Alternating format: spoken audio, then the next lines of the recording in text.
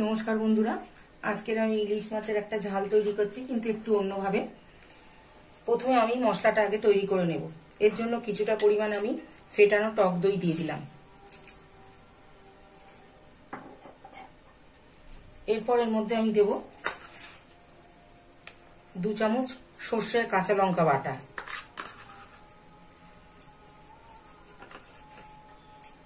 একটু অল্প পরিমাণ হলুদ দিয়ে দেব, হলুদ গুঁড়ো, আর দেব কাঁচা লঙ্কা দেব,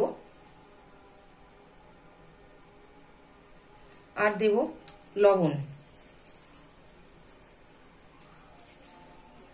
আর 4টে চেরা কাঁচা লঙ্কা দিয়ে দেব। দিয়ে এটাকে আগে ভালো করে মশলাটাকে মাখিয়ে নেব।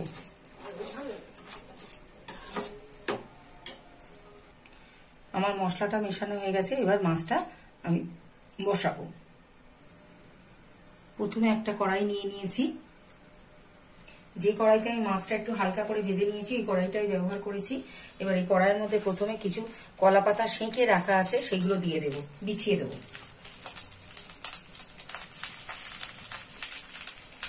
কলা পাতা বিছিয়ে দিলাম।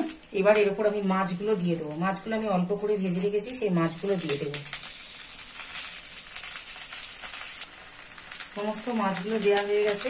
এবার আমি ওপর থেকে ওই পেকিয়ে রাখা মশলাটা দিয়ে দেবো।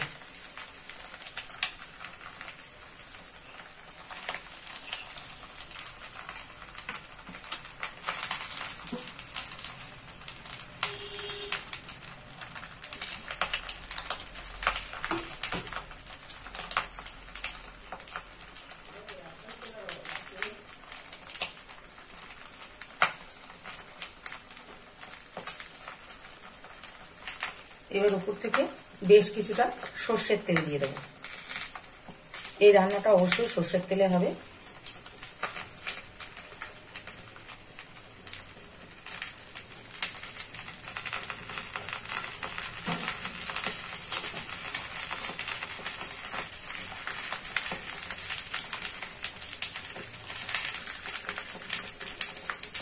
আর ওই মশলার পাত্রে ধোয়া সামান্য একটু জল দেবো।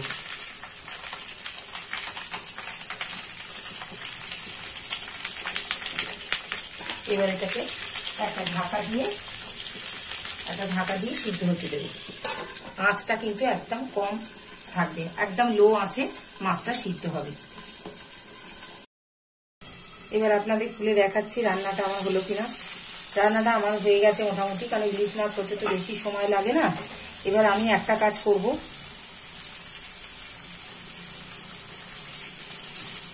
হ্যাঁ মাছটা নরম হয়ে গেছে। এবার নামাবার আগে একটা কাজ করব, সেটা দেখাচ্ছি। এবার চিমটে দিয়ে ধরে আস্তে আস্তে পাতাগুলোকে আমি সাইড থেকে তুলে নেব।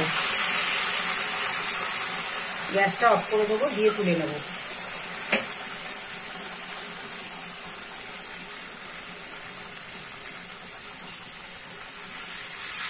কোনো ঝামেলাই নেই। পাতায় মোড়ো রান্না করো, অথচ একদম ওই রকম খেতে হবে, টেস্টটা কলা পাতার পাতুরির মতো।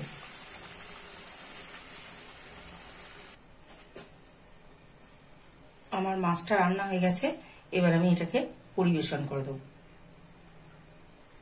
এটা পরিবেশন করার জন্য একটা টুকরো কলাপাতা আমি রেখে দিয়েছিলাম, এই পাত্রের উপর কলাপাতাটা পেতে নিয়েছি। এর উপর আমি মাছটা পরিবেশন করব।